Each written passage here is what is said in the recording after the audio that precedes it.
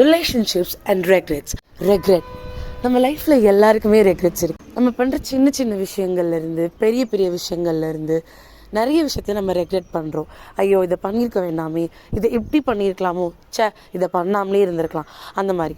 அதில் ரிலேஷன்ஷிப்பில் வர ரெக்ரெட்ஸை பற்றி தான் இந்த வீடியோவில் நம்ம பார்க்க. ஒரு ராங் ரிலேஷன்ஷிப் உங்கள் லைஃப்பை எந்த அளவுக்கு டிஸ்ட்ராய் பண்ண முடியும் அப்படிங்கிறத பற்றியும் அதோட இம்பேக்ட் பற்றியும் ஆழமாக இந்த வீடியோவில் பார்க்க போகிறோம். This is ஷ்ரூ from YouTube. ஒரு ரிலேஷன்ஷிப் உங்கள் லைஃபோட மீதியவே தீர்மானிக்குது. அப்படி இருக்கும்போது choosing a right partners is really important. ஒரு வேளை உங்கள் பார்ட்னர் சரியான பார்ட்னர் இல்லைன்னா அது உங்கள் லைஃபையே வேறு மாதிரி தழகிலாம் மாற்றிடும். அப்படி இருக்கப்போ நம்ம எல்லாருமே ஒரு ரிலேஷன்ஷிப் சைக்கிள்குள்ளே மாட்டிட்டு தான் இருக்கோம். அண்ட் சில பேருக்கு அது டாக்ஸிக்காக இருக்குது, சில பேருக்கு அது நான் டாக்ஸிக்காக இருக்குது, சில பேருக்கு அது லெக்ஸ் டாக்ஸிக்காக இருக்குது. இந்த காலத்தில் most of the relationships are toxic. And அது தெரிஞ்சுமே தான் நம்ம அந்த ரிலேஷன்ஷிப்குள்ளே இருக்கோம். ஏன் அப்படின்னா நம்ம அவங்க கூட எமோஷ்னலி ரொம்ப பவுண்ட் ஆகிடும். அண்ட் அவங்கள விட்டு பிரிகிறது ரொம்பவே கஷ்டமாகவும் இருக்குது. அண்ட் இதை விட மோசமான சுச்சுவேஷன் என்னென்னா, ஒருத்தவங்க நம்ம லவ் பண்ணுறாங்களா இல்லையா அப்படிங்கிறதே தெரியாமல் நம்ம அந்த ரிலேஷன்ஷிப்குள்ளே இருக்க தான். இது அவங்க நிறைய பேரால் ரிலேட் பண்ணிக்க முடியும்னு நினைக்கிறேன். ரிலேஷன்ஷிப்போட பெரிய ரெக்ரெட் என்னவா இருக்கும்?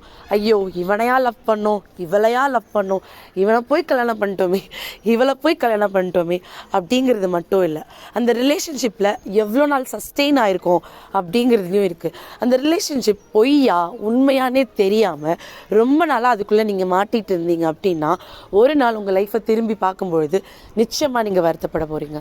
ஐயோ இந்த ரிலேஷன்ஷிப்பை விட்டு அப்போவே குவிட் பண்ணியிருக்கலாமே அப்படின்ட்டு. The sooner you move on the lesser will be the pain அப்படின்னு சொல்லுவாங்க.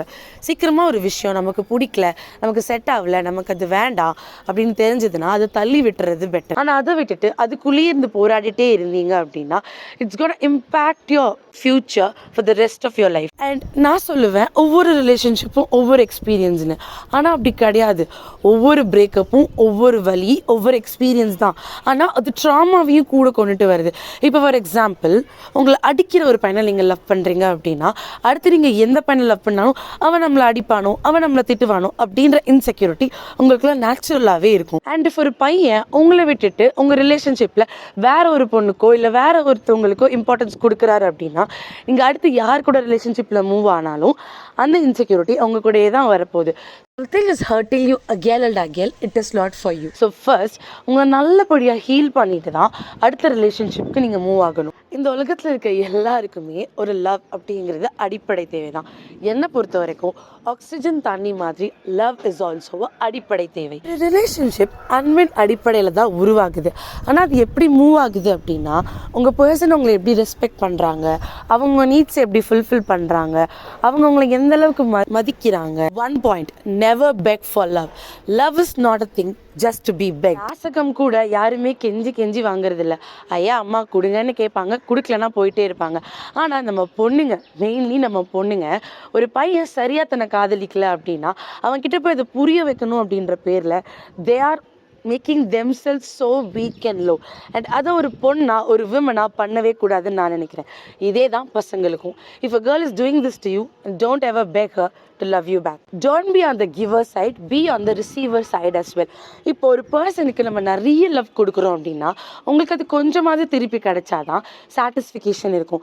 கொஞ்சம் கூட கிடைக்கவே இல்லை, கொடுத்துட்டே இருக்கோம், அவங்க வாங்கிட்டே இருக்காங்க, ஆனால் எனக்கு எதுவுமே தரவே இல்லை அப்படின்றப்போ அது என்னதான் ரிலேஷன்ஷிப்பாக இருந்தாலும் அது ஒன் சைடடாகவே முடிஞ்சிடும். If you are being treated well with mutual respect and concern, நீங்கள் எவ்வளோ வேணால் அந்த பர்சனுக்கு கொடுக்கலாம், பண்ணலாம். அது வந்து it's gonna make your life beautiful with lot of memories and respect and love. ஆனால் ஒருத்தவங்க அவங்ககிட்ட இருந்து வாங்கிட்டே இருக்காங்க, ஆனால் அதை திருப்பி தரவே மாட்டாங்க அப்படின்னா they are using you man. And relationship எப்போவுமே ஒரு ஸ்டேபிள் ஸ்டேஜில் இருக்கவே இருக்காது. அப்ஸ் அண்ட் டவுன்ஸ் இல்லாத ரிலேஷன்ஷிப் கிடையவே கிடையாது. நம்ம லைஃப்பும் அப்படி தான். எப்போவுமே சந்தோஷம் மட்டுமே இருந்துகிட்டே இருக்காது. சந்தோஷம் இருந்தால் சோகமும் இருக்கும், சோகமும் இருந்தால் சந்தோஷம் இருக்கும். ஏன் அப்படின்னா இந்த ஒரு விஷயம் இருந்தால் தான் அந்த விஷயத்தோட வேல்யூ தெரிஞ்சுக்க முடியும். நம்மள எத்தனை பேர் எடுத்ததுமே ஃபர்ஸ்ட் லவ்வே கல்யாணம் பண்ணிக்கிறோம், எடுத்ததுமே ஒரு ரைட் பர்சனை கண்டுபிடிக்கிறோம்? நிச்சயமாக கிடையாது. we will get into relationships, அடி வாங்குவோம், வெளியே வருவோம், and then ஹீல் ஆகும், and then ஒரு ரிலேஷன் அதுவும் ஒர்க் அவுட் ஆகலைன்னா வெளியில் வருவோம். அண்ட் இதுதான் இந்த ஜென்ரேஷனோட relationship reality. But at the end of the time உங்களுக்கு டிட்டர்மைனாக இருக்க பர்சன் கூட கண்டிப்பாக நீங்கள் சேருவீங்க. இங்கிலீஷ் லிட்ரேச்சரில் death is a gateway to heaven அப்படின்னு சொல்லுவாங்க.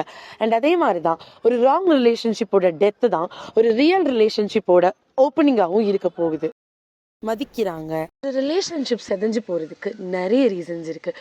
ஃபார் எக்ஸாம்பிள் ஃபினான்ஷியல் ஸ்டேட்டஸாக இருக்கலாம், தேர்ட் பர்சனாக இருக்கலாம், மிஸ் அண்டர்ஸ்டாண்டிங்காக இருக்கலாம், ஈகோவாக இருக்கலாம். ஆனால் ஒரு ரைட் ஆர் ராங் ரிலேஷன்ஷிப் எதை வச்சு டிட்டர்மைன் ஆகுதுன்னா, எவ்வளோ ஆனாலும் அந்த ரிலேஷன்ஷிப்பில் எப்படி நம்ம சஸ்டெயின் ஆகிறோம் அண்ட் அதை எவ்வளோ ஹெல்த்தியாக எடுத்துகிட்டு போகிறோம் அப்படிங்கிறதுல தான் இருக்குது. அண்ட் ஒரு ராங் ரிலேஷன்ஷிப்பில் நீங்கள் இருக்கீங்கன்னா கடைசி வரைக்கும் ராங் ரிலேஷன்ஷிப்லேயே இருக்கணும்னு கிடையாது. ரைட் ரிலேஷன்ஷிப்பை ஃபைட் பண்ணுறதுக்கு உங்களுக்கு ராங் ரிலேஷன்ஷிப்பும் உதவும். எல்லாருக்கும் தெரிஞ்ச மாதிரி ஒரு எக்ஸாம்பிள் சொல்கிறேன். தீபிகா அண்ட் சுஜி விஜய் கண்டிப்பாக நம்ம எல்லாருக்குமே தெரிஞ்சிருக்கோம். அவங்க இன்ஸ்டாகிராம் செலிபிரிட்டிஸ், டிக்டாக்ல நிறைய வீடியோ போடுவாங்க. And they were in a very good relationship அப்படின்னு நம்ம நினச்சிட்டு இருந்தோம். ஆனால் கிடையாது. பேக் ஸ்டேஜில் என்ன நடந்ததுன்னு தீபிகாவுக்கும் சுஜி விஜய்க்கு மட்டும்தான் தெரியும். அண்ட் அவங்க ஒரு ரொம்ப எமோஷனல் பர்சன். நான் தீபிகாவை சொல்கிறேன். தீபிகா எப்போவுமே கிவர் சைடில் தான் இருப்பாங்க. எப்போவுமே சர்ப்ரைசஸ் கொடுத்துட்டே இருப்பாங்க. சுஜி விஜய் வந்து லவ்வில் எங்கேஜிங்காக வச்சுட்டே இருப்பாங்க. ஆனால் தீபிகா ஒரு ஸ்டேஜில் அவங்க ரிலேஷன்ஷிப் பிரேக் ஆனப்போ கூட சுஜி விஜய் நல்லா இருக்கணும் அப்படின்னு சொல்லி போஸ்ட் போட்டிருந்தாங்க. ஆனால் கொஞ்ச நாள்லேயே she was broken too much. Deepika being an emotional person, she broke like anything. அவங்க சொல்லியிருப்பாங்க, இது பிரேக்கப் கிடையாது, it is more then a breakup to me அப்படின்னு. ஆனால் கொஞ்ச நாள்லேயே ராஜா வெற்றி பிரபுவை மீட் பண்ணாங்க. அண்ட் அவங்க லைஃப் அதுக்கப்புறம் எவ்வளோ பியூட்டிஃபுல்லாக மாறிச்சு அப்படின்றத நம்ம எல்லாருமே யூடியூப் சேனலில் பார்த்துருப்போம். அண்ட் பார்க்கலன்னா போய் பாருங்கள். Really, she is a very great example that every wrong relationship will lead you to the right one. If you are in a wrong relationship, அதுக்குள்ளே ஆட்டி தவிச்சிட்டு இருக்காம ஒரு நாள் உங்களுக்கு வலி பிறக்கும் அப்படின்னு நம்பிட்டு முடிஞ்ச அளவுக்கு அதை விட்டு வெளியில் வர ட்ரை பண்ணுங்க. And live your life because it's you and yourself at the end of the day. Thank you all. Love you. Bye-bye.